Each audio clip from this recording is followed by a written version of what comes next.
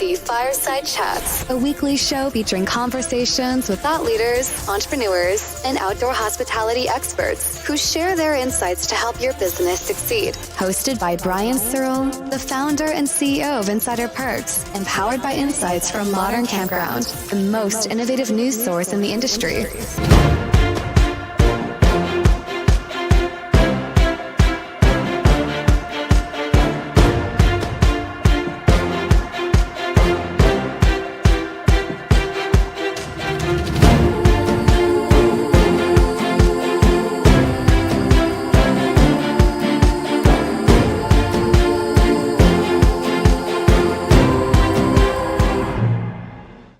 Welcome, everybody, to another episode of MC Fireside Chats. My name is Brian Searl with Insider Perks. Super excited to be here with you for an episode number 3 of our monthly series focused on campground owners and whatever we decide to talk about. It's supposed to be focused on campground owners.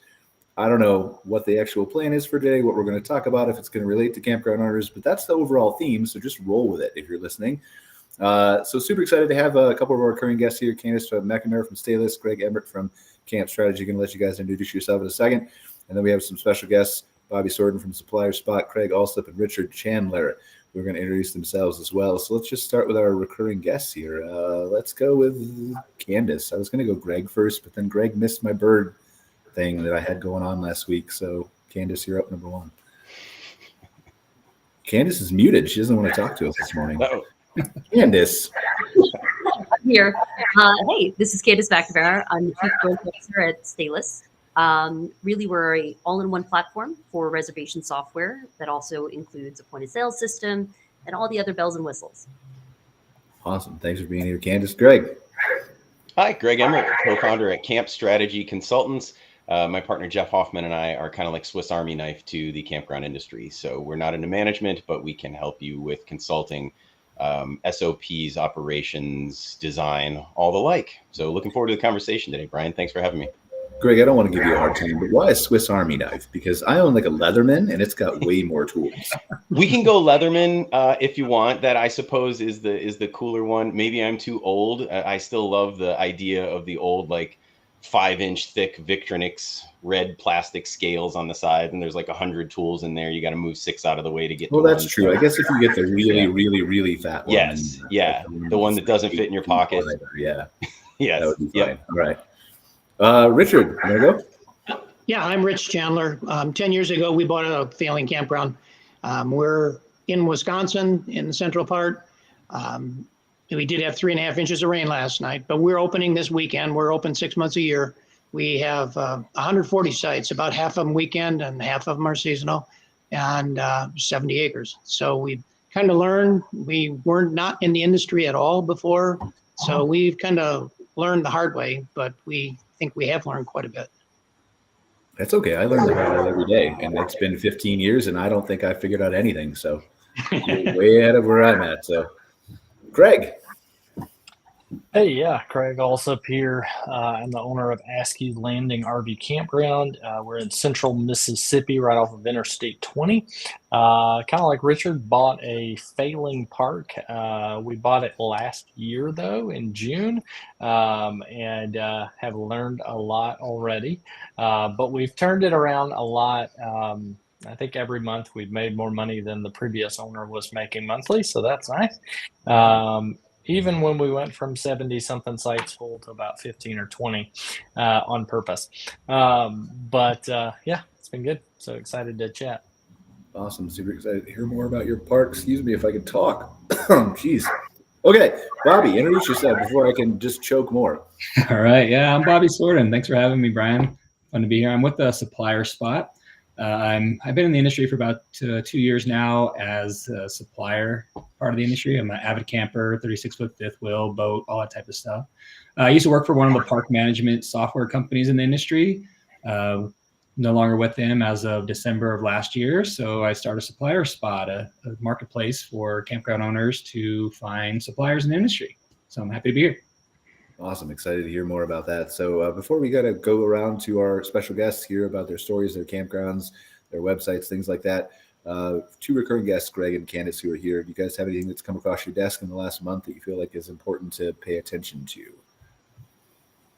Oh, that's a good one. Candace. You ladies first, of course. I can.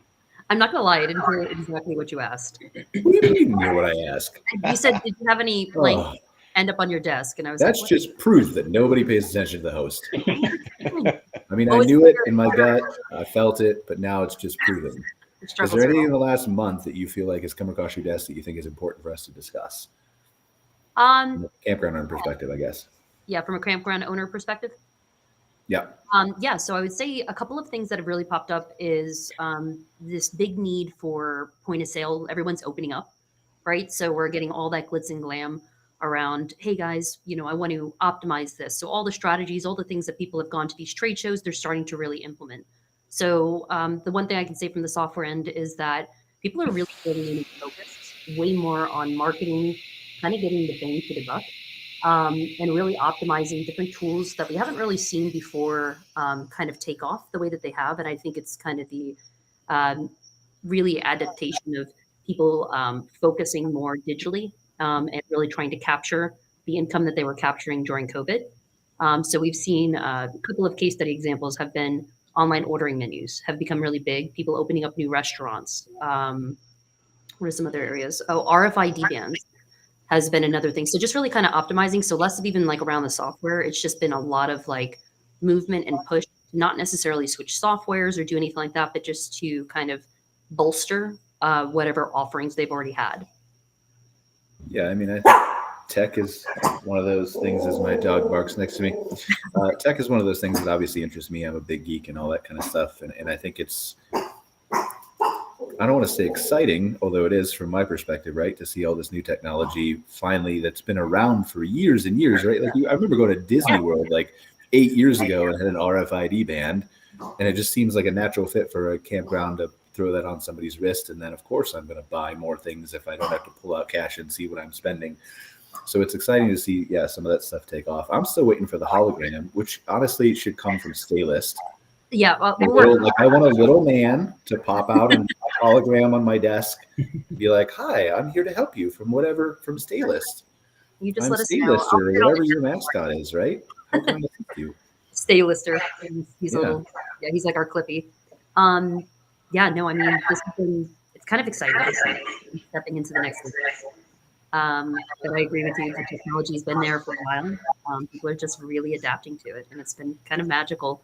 I think you hit on one thing before. I don't want to take the floor too often, but one of the things that you really hit on that I really see people adapting to the technology is around cashless park experiences. So no more of carrying a credit card or cash or losing all that stuff. Those wristbands, things like that, totally working, and they're seeing indexes go up. Even within the first couple, people have done some soft opens, like new parks, like people that had taken over parks. But that cashless experience kind of like lightly in comparison to the years prior. And that plays into the marketing too, from a safety perspective, right? Like, why get robbed by our seasonals when you could not carry cash and be safe? Yeah. It may or may not work anymore. I don't know. But so what else have we seen, guys? The rest of the people who are on the show, right? From a technology perspective, what have you seen? And I know, Bobby, you use Stored for Reservation System, so you have some insights here, but you also obviously deal with a bunch of suppliers now at Supplier Spot. So what have you been seeing as far as kind of pick up on different areas of technology? Yeah, just like what Candace was saying is there's just a lot of this integration development that's been wanting to come about. I know when I was working with the other software company, they were talking about the RFID bands. A lot, I think, which is coming out is, as you know, Brian, this is right up your alley. Of course, all the AI stuff that's happening as well. I think park owners are starting to grasp onto the concept of utilizing AI as ways to help them with marketing their park, or building out content to help with digital ads, or if they're doing any sort of marketing ads and things of that nature. A lot of the suppliers I've been talking to, they're really liking the concept of, as Candace was saying, the cashless type parks. Just being able to, with the software I was working for, you just had to know what your reservation site was, and you could charge everything right to your reservation account, just kind of like the same way you would at a hotel. And I think that's just becoming more and more popular. People are just carrying around their phones now. They're not even carrying around any sort of cash or credit cards or anything. And a lot of the suppliers I'm talking to, they're just getting on board with that. Especially with the marketplace of Supplier Spot. I built this platform where you could actually buy and sell items directly through the platform, whether it be a supplier selling to an RV park campground owner, or a campground owner actually selling some pre-used equipment. Everything's just this integration of software that's really helping out with everything. Well, so you and I, let's talk about Supplier Spot for a second, because you and I had a conversation about this, and we had talked about those different types of offerings that you have. And so I think it's important to differentiate between the two because they're both great benefits. Yeah. So talk first about suppliers, since you're Supplier Spot, and then we can talk about the marketplace. Yeah, definitely. So my idea came about after I left the other, I was laid off from the other job in December. So when I left that, the idea sparked up to me because being a supplier in the industry, I really wanted to build a platform that I thought a lot of the suppliers and campground owners would really like to use. So my first inclination was to make it a directory per se, where campground owners could just go and find whatever services or products they're looking for. And then before I launched it, I talked to several park owners and several suppliers to get their thoughts and feedback. And a lot of it was, well, can I sell items through the site? And I said, well, sure, I can make that happen. So for the supplier piece, there's companies out there kind of like Liquefied. They sell the RV toilet treatment type stuff. They're their own company. Everything that they sell is through them. So even the Amazon account that they have is their account. So they decided to put the items up on Supplier Spot. And now my job is to help market it to the campground owners for them to buy directly through Supplier Spot. So that's the piece of the suppliers selling. Now, the other piece, though, is you don't have to sell anything as a supplier. You can actually just have a listing on there where, for example, Candace is on there. And Candace, it's totally ironic that I scheduled out my content calendar for social media posts with the 1st of April. And this day to be on here is the day that I promoted Stayless. So you planned it. It's fine. I didn't. It just dawned on me as soon as you popped on. I was like, oh, Candace is on here. Oh, I promoted the Stayless. So anyway.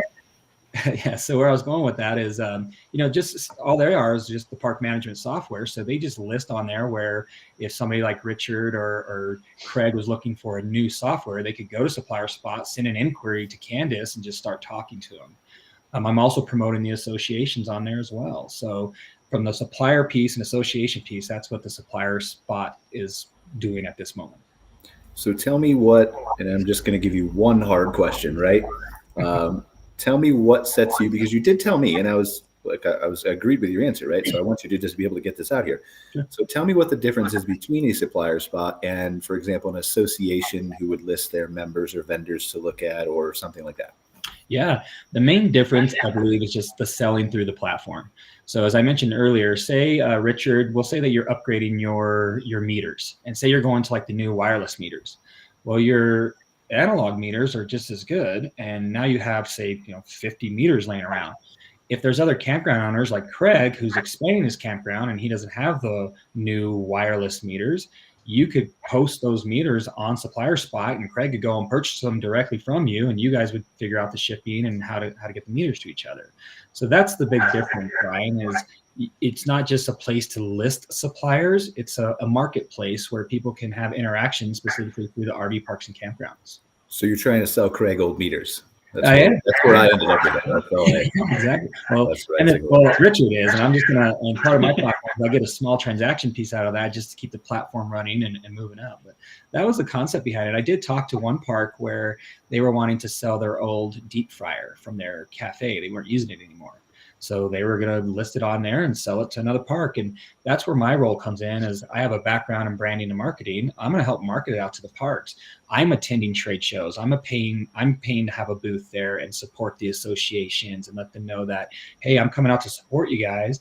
And then when I get new suppliers on the Supplier Spot, I ask them, hey, are you a part of these associations? If not, you should register and become a supplier member, or go and attend the trade show they're having, or something of that nature. So I'm all about making the industry just better as a whole.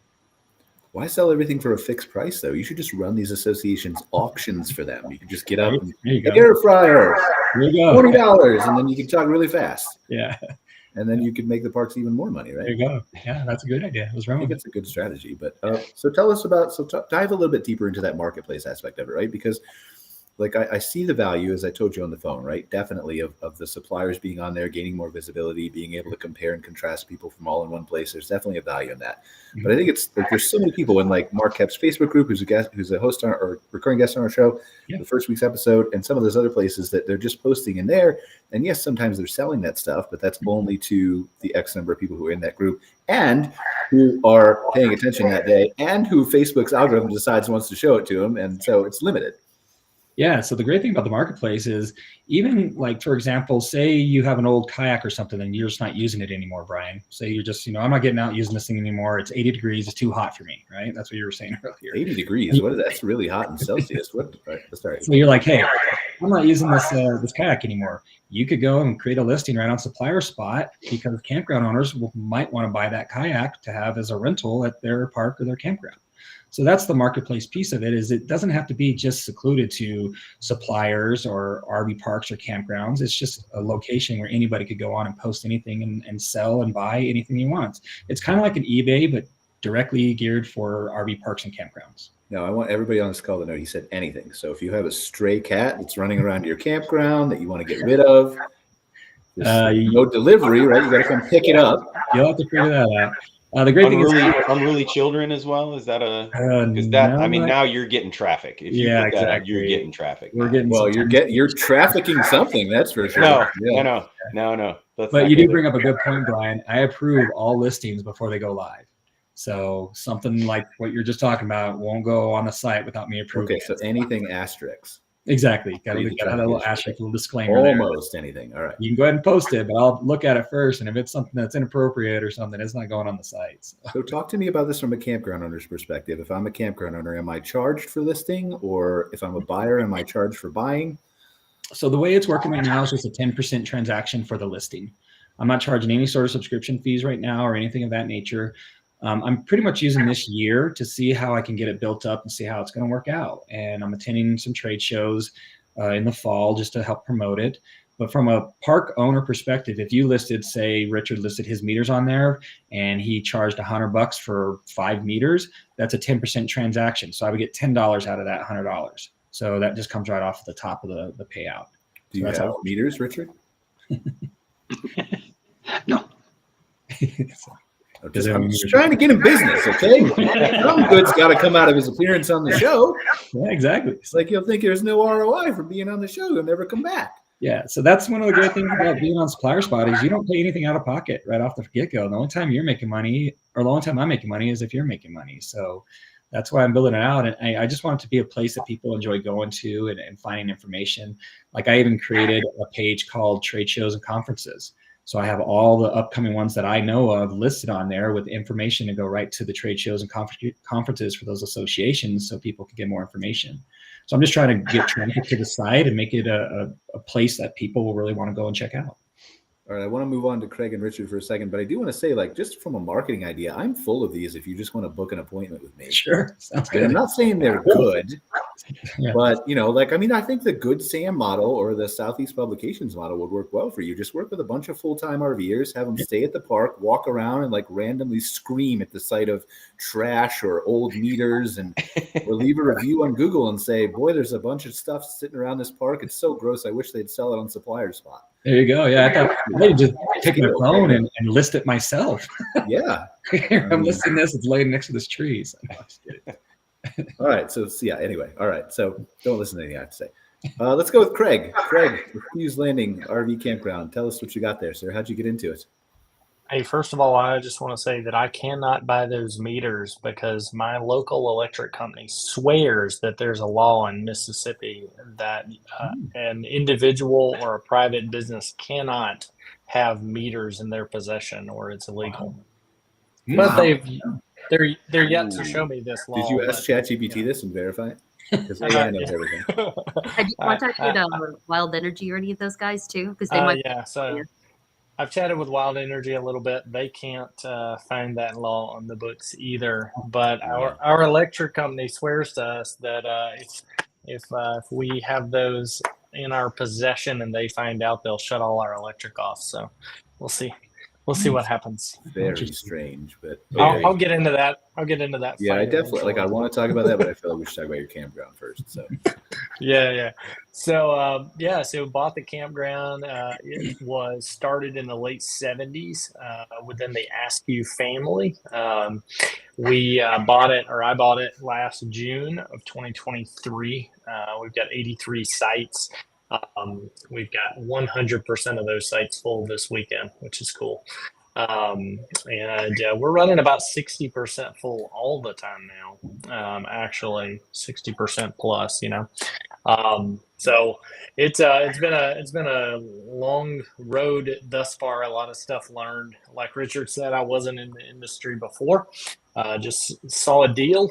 I'm kind of a serial entrepreneur, and saw a deal. Saw this campground looked like it had a whole lot of potential, and just that sort of serial entrepreneur frustration with seeing something that's underutilized was enough to get me asking some questions.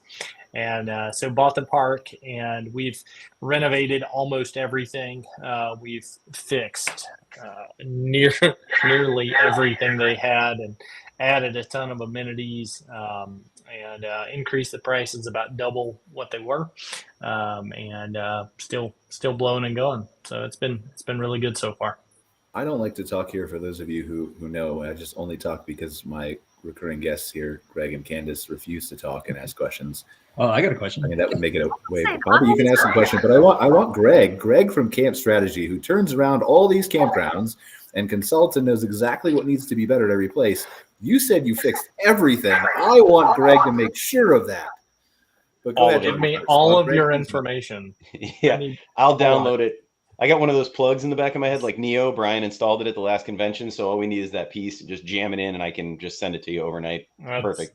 And I will say this right off the bat: is I know I don't have clients in Mississippi, but I know of parks that are fully metered in Mississippi, in that state. Yeah, so I don't know. Maybe they're just misinformed. They're not misguiding you, with any intent. But I don't. My BS meter is going off on that one. So I'll do a little poking around and get back to you if I find anything out too, because that I've never heard of that. And maybe once you install them in the sockets, they're no longer in your possession. Like if they don't catch you actually holding it, maybe that's what the other flip side of this, right? Is think about it from an electrical company perspective. This is a small electrical company, right? Small electric, or they provide, right? Maybe it's they don't want to meter, so they don't want to lose money on the power that's being used. Yeah, because it does make your guests much more conservative on their. We bought our park when I was still an owner operator. My parents bought our park in '94. We fully metered the park by '96, and our electric bills dropped by almost 35%. I mean, because people were, they go from running everything all the time to holy cow, that's my bill now. I'm responsible. So that sounds plausible, Brian. I could see that. Yeah, I've chatted with some park owners down on the coast that meter their electric, and they are under a different electric company. But they're like, yeah, that's not correct. There's no law on the books in Mississippi that you can't self-meter. So we'll see. We'll get there. If they threaten to fight that fight, technically they could cut off your power, right? If they don't like it, regardless of whether it's a law or not. So that's an interesting. Bobby, you had a question. Yeah, I was curious, Craig. So you said it came from the Askew's family. Is it part of the stipulation that you keep the name for the campground, or do you want to? Or, I'm just always curious about buying a business that has like a person's name involved with it.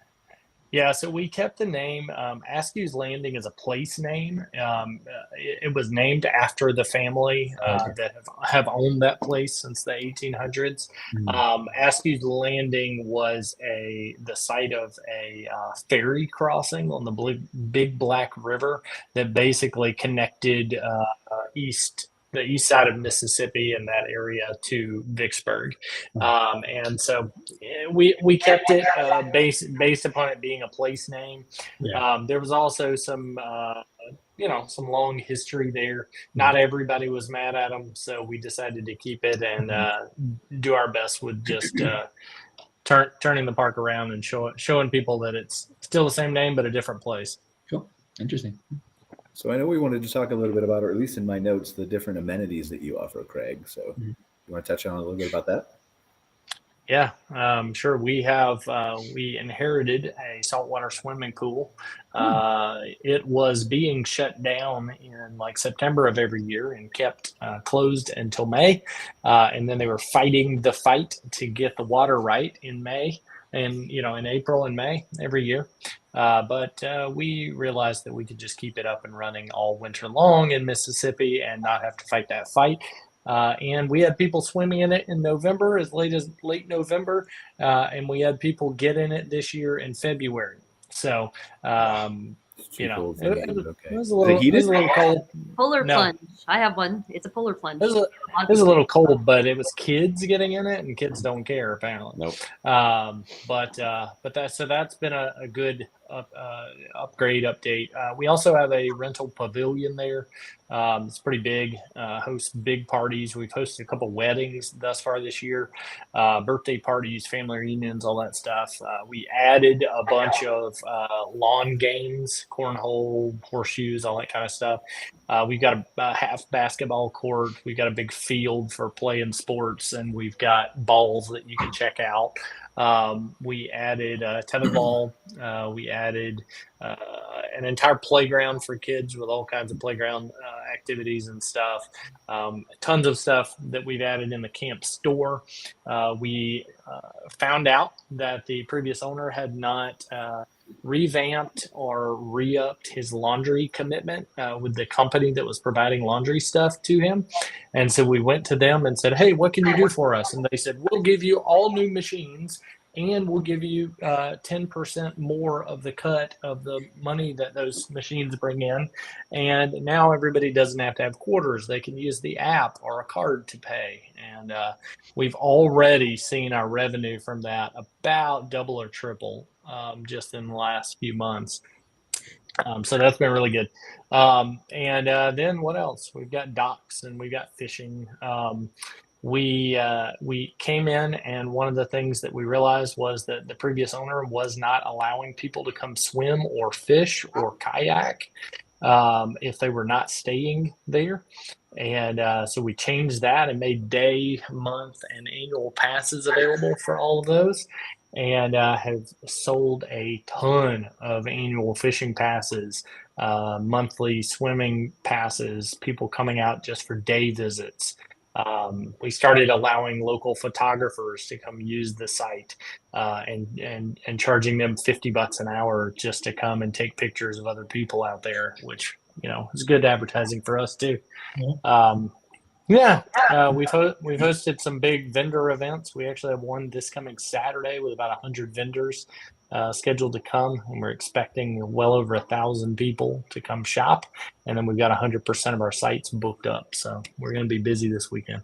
Excellent. So I think this interests me as a topic of discussion, and hopefully it will the rest of the people here, because we've heard people talk about special events and activities and things like that, but I don't think we've ever gone into the things that you're talking about with the hundreds of vendors and the ancillary income that you're making through some of these things like fishing licenses and swimming passes, both day use, right? That's more popular, but month, seasonal, stuff like that. So talk us through, for the people who are watching this, who are either, starting an RV park, thinking about it in the midst of maybe enhancing some of their income, looking at the economy and thinking, how can I supplement some of this stuff? How hard is that to start? What's the first trigger you would pull that's easiest? Things like that. Yeah, I kind of like the low-hanging fruit idea when you're looking for building a business up and trying to boost revenue. The low-hanging fruit for us was that we already had a lake sitting there, not being utilized hardly at all. We had a swimming pool sitting there, hardly being utilized at all.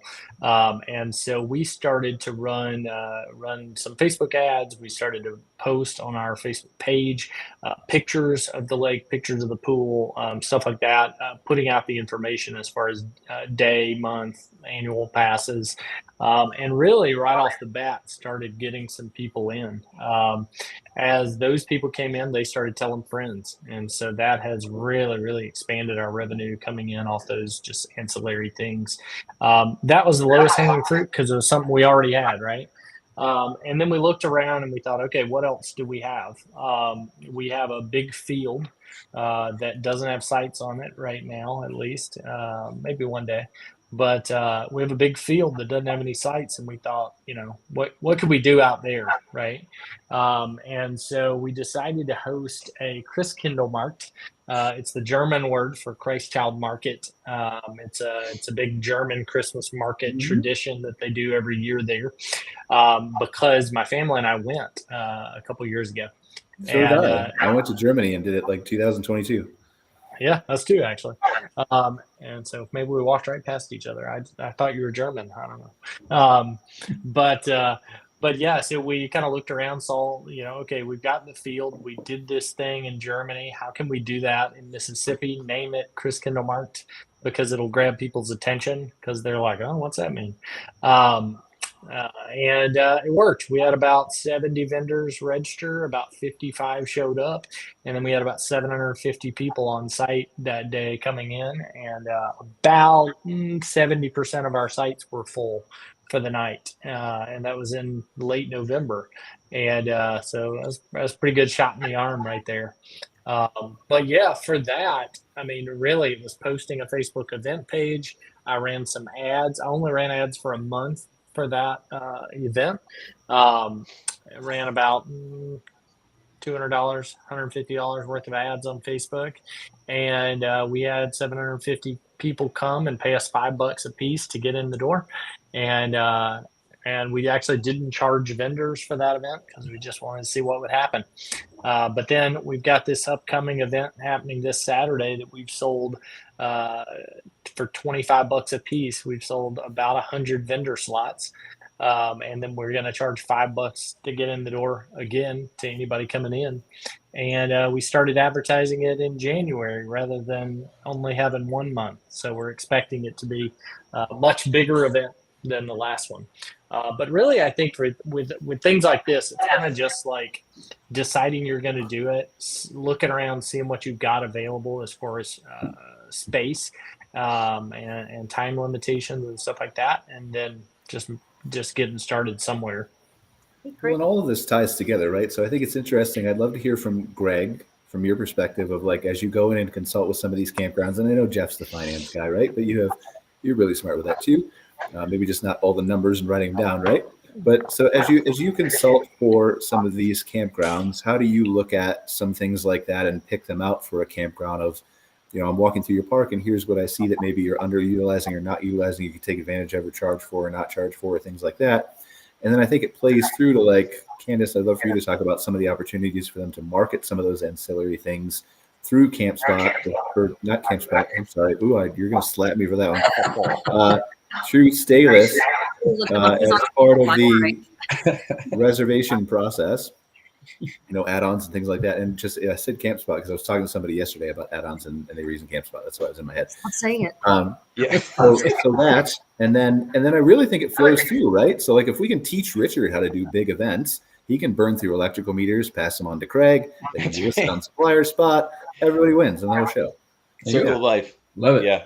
Absolutely, circle of life. Yeah, it very much depends on, like, we obviously try to make all of our solutions custom tailored. So a lot of it depends on just taking the pulse of the people that we're talking to, because some folks they've got 15 sites and they're completely burned out, and those sites are full like 20% of the time. They don't want to add anything else, and that's typically the type of park that a serial entrepreneur like Craig sees and goes, wow, they are not there. There's all this low-hanging fruit. In fact, it's laying on the ground, spoiling, right?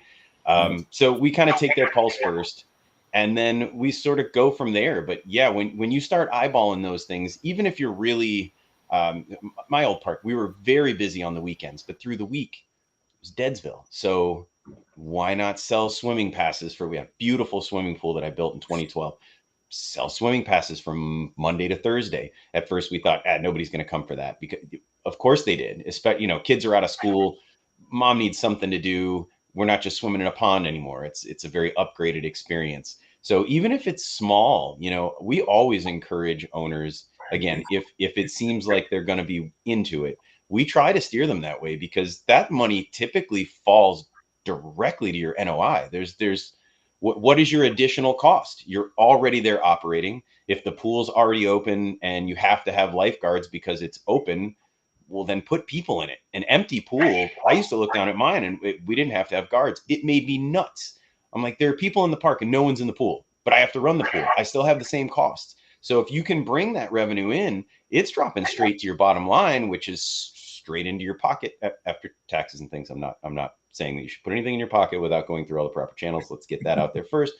But all of those things, from the festivals that he's talking about, the vendor fairs, if you've got the space and you're near, and again, proximity to a population center is obviously going to be important. If you're on the edge of a national park, you're maybe not going to be able to build this stuff in because people maybe have to drive hours to get to you. But then again, if you're on the edge of a national park, you're probably so full, you don't need that stuff anyway, right? You really don't have any more time or space to get people in because your park's just full all the time. But looking into those ancillary drivers is really important, because too often owners look at their park, they see the campsites, and that's the end of it. That's as far as their imagination can take them. And they're just missing out. That's the best part, frankly, about investing in campgrounds, in RV parks and campgrounds. If you're into the mobile home industry, you've got your site rent and maybe your monthly fees. That's the end of it. You don't really have the opportunity to open a store and lead activities and do golf cart rental or pedal cart rentals and have festivals and sell swimming passes. RV parks and campgrounds offer the commercial real estate investor, the serial entrepreneur, multiple revenue streams on one property. And then you dovetail that right into a property management system like Staylist, where you can easily track all those expenses. And, it'll also help you. Well, I don't know, Candace, will Staylist help you market those as well? Or is it just going to help me, sell the wristbands and keep track of the cash from that? So internally, you have the ability to use two-way texting. You also can do email marketing through it. So it really just depends on what way you're trying to market it and who you're trying to address. I would say think of it as more of like in real time, people that are physically there.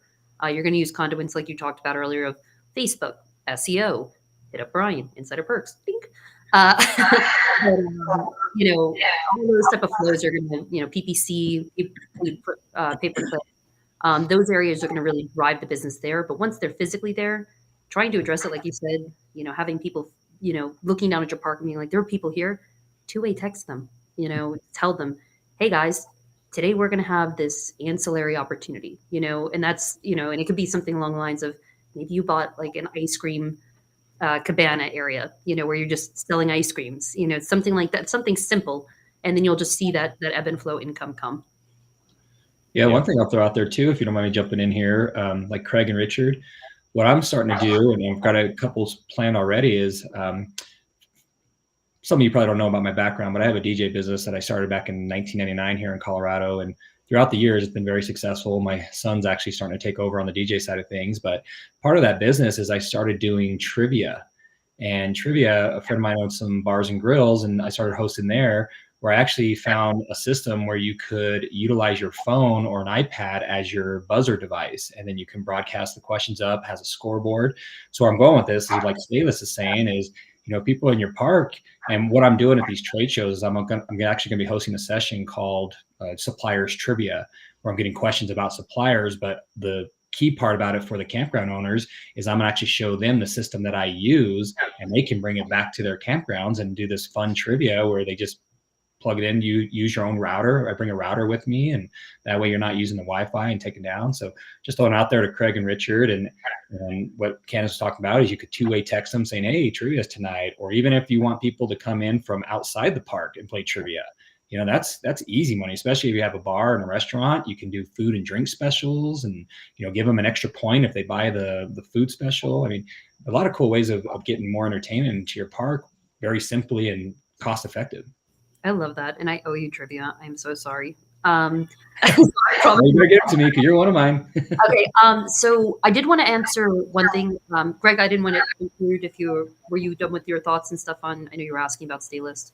Yeah, for the most part, I was just going to throw in one more. My favorite of these, the ancillary incomes. And I don't see enough, especially smaller parks. Anyone can do it. If you've got a pool and you've got a deck, and even if it's not a pool, if you've got a swimming pond, if you've got a swimming feature at your park, rentable cabanas, just the canvas sided. You can get them at Lowe's, Home Depot, any of the big box stores. They don't have to be a commercial setup because you can put them up, take them down when your swimming is closed. If you're year-round swimming, you can leave them up. But having those things up and making them rentable to people, you put kind of a red velvet rope across it. It's very, it's kind of bougie. It's kind of exclusive, right? And how much is that? It's $50 an hour.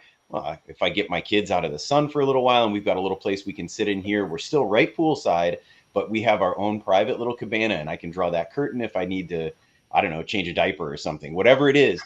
Those things are maybe my favorite, and I don't see enough parks doing them. They rent so well at the parks that I do see doing them anywhere, on an hourly rate or on a daily rate. That is probably my favorite. How do you handle the guests though that get like way too big of an ego from staying in them? Like the woman where you just walk by her and she's like, "Stop looking at me." Yes, if you have poolside cabana Karens, you just double the rate. That's it. If you have a cabana Karen, you just double the rate. And if she pays it, you double it again next time until she stops paying it, and then it clears it up for guests that aren't going to Karen you to death. That's perfect. Sorry to Karens everywhere. I'm sorry. That's what we needed. We need to get to grab that. I feel bad because we've let Richard go here. Richard, yes, Richard needs to get in. Yes. So tell us, Richard, about your campground. Well, for way too many years, I was in IT project management. My wife is still in IT, so she's got a day job. The question was, what are we going to do when we retire? And that's when we decided that we'd go into a business that's dealing with people, that's dealing with the outdoors, that has projects that it can actually complete, not like an IT project. So things are different. When I take a look at the background of everybody, we all come from diverse backgrounds, but we're in the middle of nowhere. We're in the middle of Amish country. We don't have a big audience that we can draw from. One of the first things we did is put in a 3/4 acre swim pond, lined, sandy bottom, 12 feet deep. We're only open 6 months of the year because we're in Wisconsin. And one advantage that we have here is the Wisconsin Association of Campground Owners is one of the best in the country. And we're very active in that. And we have vendor fairs. In our annual meeting, we have 160 vendors that show up for that. So we've learned a lot from the sessions there and from other campgrounds. And now I hosted a meeting of the maintenance managers of parks in the area. So it's more regional than the whole state. So we're doing things like that. But our big thing now, I think, is that we make almost no money. We're not doing the smart things that. Why are you laughing about that? You're not supposed to be laughing about that. As an example, we have an annual music festival. From Friday noon until the wee hours of Saturday night, we have 33 bands on 3 stages. Wow. We charge $40 for people to come in. They can stay for an hour, or they can pitch a tent and stay for 2 nights. So we've brought in a lot of people. We bring bands in from about 5 different states, and our total cost for the bands has been like $5 or $6 grand. So we're at break even, but we're not making much money on it. We have 15 vendors that come in for the weekend. So it's kind of different. Another thing that we do is we have a number of theme weekends. Yeah. $40 for the whole weekend. Yeah. Oh, wow. Is that, well, I feel like maybe that's why you're not making the profit. I would immediately bump that to $60 per day. It's probably not a bad idea. We also have a number of weekends in Wisconsin. Almost every campground has a theme for their weekend. It's just the big thing. One of ours is we have Rescue Fest, where it's a fundraiser for a local fire department.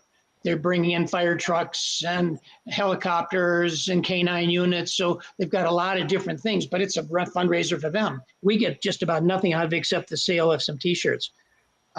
We have Survivors Weekend. It's free camping for cancer survivors right at the end of the season. I'm a cancer survivor, and it just seemed like the right thing to do. Another thing that we have is discount for veterans. It's interesting. People can kind of guess my background, where if you're a veteran, you get 10% off. If you're a Navy veteran, you get 20% off.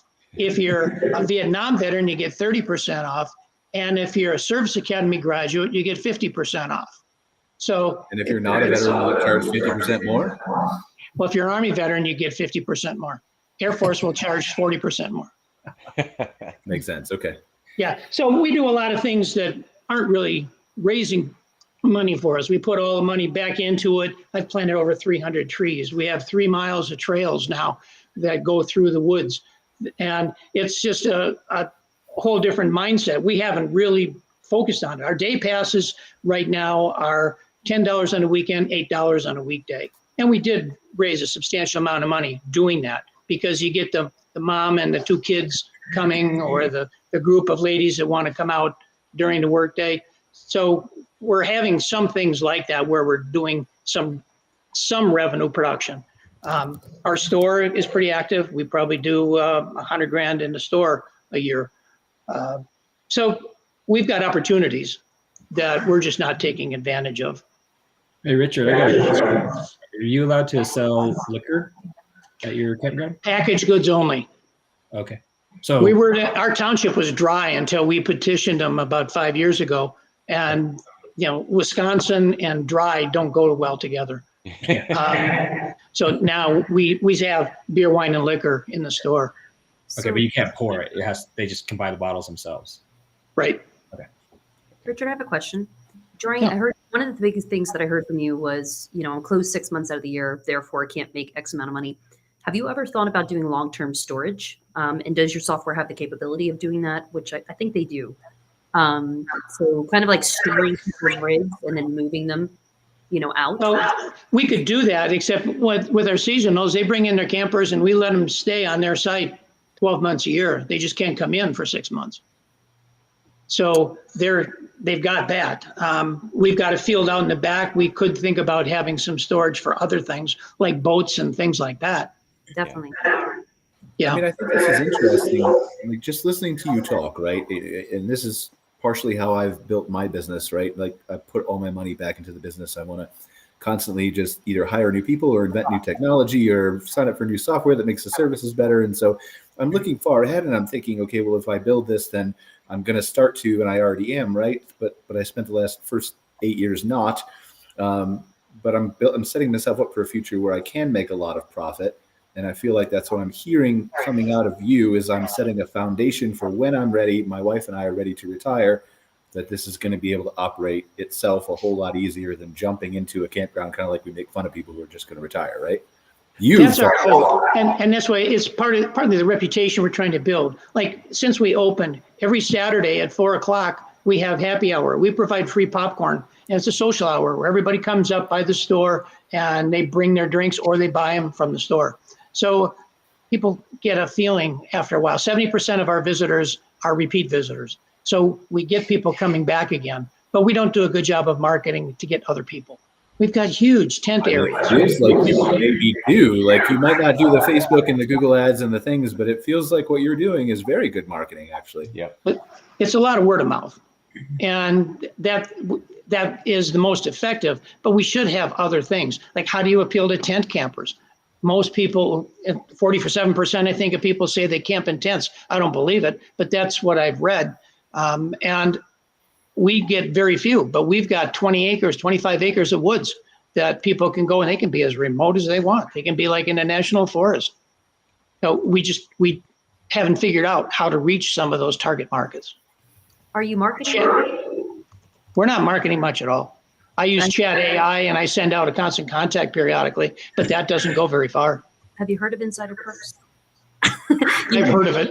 I feel like I pay you to do this stuff. Yeah. He's excellent. I've had him on several of my clients and truly has changed the landscape, and exactly what you're asking for. I know he can help you with it. No, it's something I'm going to have to look at. Yeah.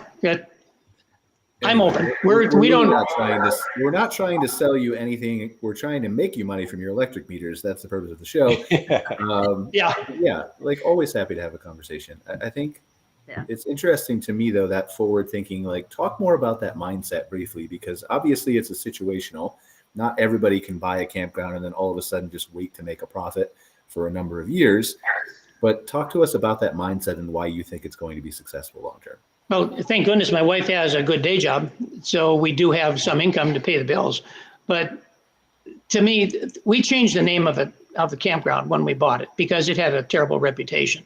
And over time now, people say, oh, that's such a clean and safe campground. People feel comfortable there. And that word is getting out more and more. We're getting people, we go to a couple of trade shows, RV shows, and I don't know how we can quantify it, but I think that we are making the campground better, and people see it, they feel it. And as we get more capital in, we'll do some more expansion and we'll be able to do some more. I think one of the things that you wanted to talk about here was suppliers and partners. And I think there's a huge difference. I think we have a few partners, but we mostly have suppliers. And there's a challenge to get people into a different relationship with us because we don't have a whole lot of choices out here in the middle of nowhere. Well, you got 160 vendors at the Orioles trade show. How many do you want? Right. So talk to me. I think the last question I have for you, just obviously unless anybody else does that I can think of right now, is talk to me when does it get to the point? Is there a fixed date or time or scenario or amenities that you want to add? When do you get to a point where you flip the switch and say, I want to start making money? I don't know. I think we're there now. Because because everybody, when they look at it, it's kind of silly, I think, because new campgrounds they can't show a strong NOI because we're putting money back into it. I had to buy a tractor. We didn't have a tractor. I had to buy a skid steer. We didn't have a skid steer. I'm expensing a lot, and a lot of it's capital improvements. But for me, it's not like I'm a third generation campground owner where everything is paid for already. For them, the net is going to show up as being a lot stronger than ours. So what we need to do is start improving our net so that we can get a better multiple of it. But I argue that that's not the only predictor of what something will sell for. I don't think that that's right. I tend to agree with you. I don't know if the banks would agree with us, but that's the hard part. I'm on your side too. I think, okay, so does anybody have any questions for Richard before I? No, I have more of a comment. I just want to, all of the owners here, really kind of give you kudos. I've been looking, if you see my eyes wandering a lot, it's because I'm looking at your websites and I'm listening to your stories as I'm seeing the visual storytelling. And I can see some really amazing amenities that you guys have put in place. And even though you're saying, hey, I'm not doing a lot of marketing, I'm not doing this, it would draw me in, and I'm picky. Right. So I just want to really commend you all on being really raw and honest, because I think what this whole purpose of why Brian put this all together is to really inform campground owners on everything, and I think there's a lot of people that feel that way, Richard, that also, but it's a little harder, and pride may get in the way to say, hey, listen, I know I should be making more money. I know I should be doing these things. I don't know how to do it. How do I get there?